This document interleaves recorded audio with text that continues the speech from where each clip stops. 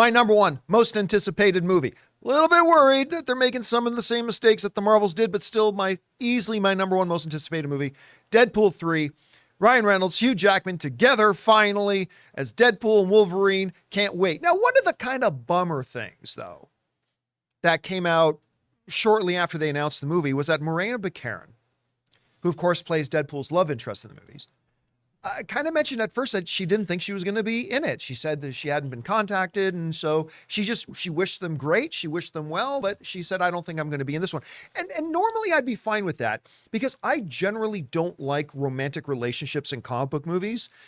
At least 90% of them I don't. There's a few rare exceptions.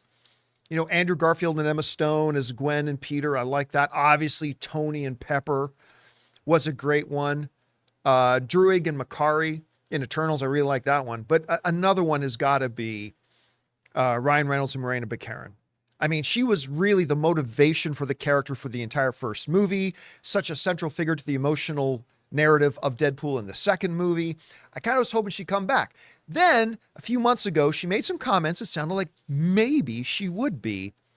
And now it's official. She is in Deadpool 3. This comes to us from the folks over at Deadline Right. When asked by Josh Wilding of comicbookmovie.com if her plan to return as Vanessa had quote-unquote worked out, Baccarin confirmed it had, while also teasing she felt it was absolutely time for Vanessa to be suiting up as the mutant superhero copycat, but did add that she was competing with a very large universe. She said, I finished shooting my days on it already. I think filming is back on again after the strike, and I think it's going to be quite good. I think fans are in for a fun surprise. Now, number one, it's not completely surprising to hear she already finished her shooting. They did get a lot of shooting done prior to the actor strike kicking in. So that's great. And I know a lot of people are running wild with this, but she did not confirm she was playing copycat, but that is the big, strong theory going around. But listen, we're going to put that aside for now.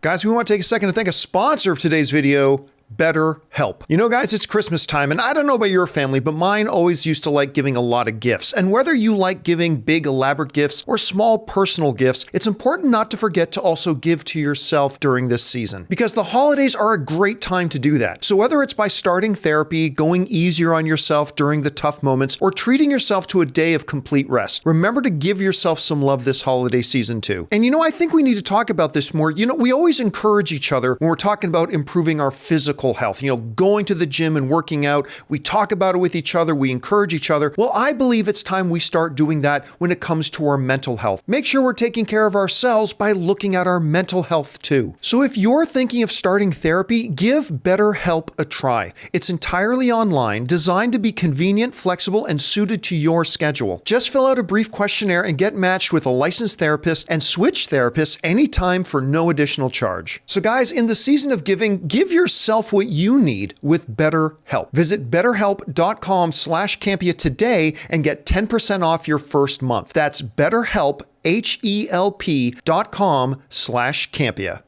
Rob, I love that she's back in this because honestly, for me, I know the movie is called Deadpool, but right from the beginning of that first movie, she is such an integral part of the feel, because without her, Deadpool is just a comic strip character, really, just swearing a lot, some great, funny, dirty jokes. But because of her involvement, the show had heart. It was compelling, like you felt it. Like, how can you feel emotional in a movie like Deadpool? But she brought that, and then, of course, her loss in the second one and ending with bringing her back. I love that she's back there. By the way, it's stupid talented. She was great in Gotham, obviously great in Serenity. She was even good in V, but this end, she's clearly like one of the most stunningly beautiful women in all of entertainment on top of that. But I love that she's back. You heard about this. Are you surprised that she ended up coming back? How do you feel about it? What do you think? Not surprised at all. Because like you said, I mean, how many superheroes have at their core, superhero films, a love story? I mean, you could say that Superman and Lois Lane, but these are characters that celebrate International Women's Day properly. I mean, come on now. I mean, this is a lusty, passionate, real love affair.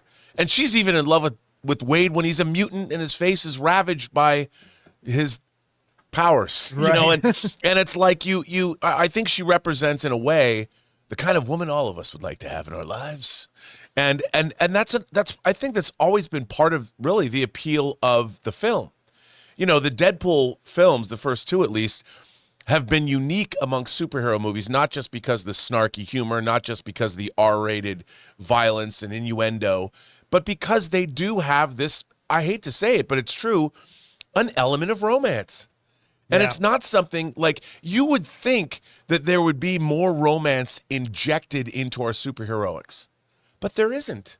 And often when they try, it falls kind of flat. It does. It falls flat because they're not fully realized people. But it's weird to say, John, the Deadpool films have a mature adult content, not just from the explicit nature, but from the emotional elements too. And it's funny to say that these people feel like adults. They don't feel like comic book characters brought to life, which they do, but they also feel like these are adult comic book characters brought to life. And that's a unique thing that I think that is unique to the Deadpool films. And now we have a Deadpool trilogy, and it wouldn't feel right if she didn't come back. Yeah. And again, listen, I don't even think, not that I don't want her to be in a lot of it, but you don't even need to have her in a lot of it. Like just her presence in the movie, like in Deadpool 2, right? She's not in a lot of that movie. No. But her presence, her role in Wade's life covers like the whole movie. You feel it in the whole movie. And if they can make sure that's still a part of this, I'm going to be completely happy. Well, like you said, it tugs at the heartstrings too. Yeah. Deadpool 2 had real heartfelt emotion in it. All right, guys. Question is, what do you think about it? I love that she's back. I mean, you might make an argument that, hey, if you got Deadpool and Wolverine, you don't need much more. I agree, but I think she brings an element to the story. The character itself brings an element to the story that I think is just going to make this even better. So I'm personally very happy with it. Hey guys, thanks so much for watching this video. Make sure you like the video, leave a comment, and subscribe to our channel. And don't forget, we have a daily podcast called the John Campea Show podcast, available on Apple Podcasts, Spotify, or your favorite podcasting app of choice. Go and subscribe to it today so it'll be there when you need it.